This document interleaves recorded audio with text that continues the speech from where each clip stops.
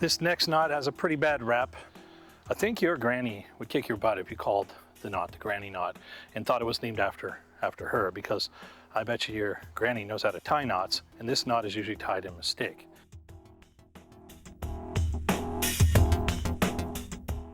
We're going to tie the granny knot, and this is a knot you usually tie in mistake when trying to tie a wreath knot. We're going to take a line, put it over the other line, so we're going to cross and twist it. And so what we've done is we've done left over right. Now the mistake here is if we do left over right again. And what we have here, if you take a look at it, we actually did one overhand knot with another overhand knot. And when we pull those together, like so, it doesn't really come together nicely. It kind of twists up.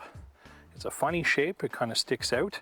And let's take a look. Some of these, we can tighten them and they slide right apart. That's probably not what you want, but I see this often when people are trying to tie a bag closed.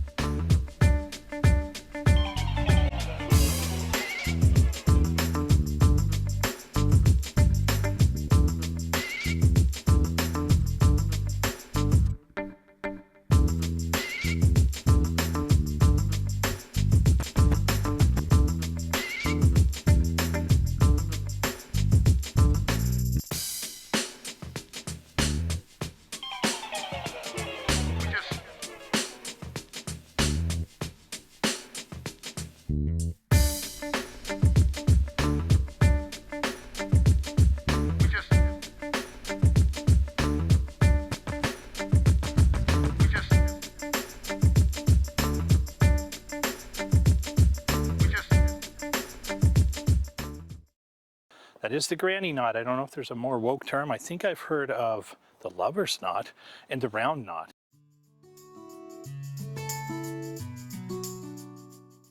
In some traditions, people would tie with some sticks or vines a knot, and they would do it in this style, the lover's knot. And if it was stayed together after a year, well, hey, it was meant to be. So I don't know if you want to test your relationships that way.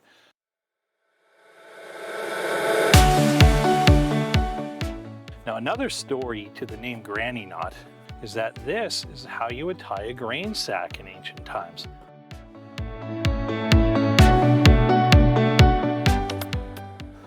I'm Jay, this is BlindGuy Urban Bushcraft. Thanks for coming along. I really love your support. Please like, subscribe, and get out and make your own videos.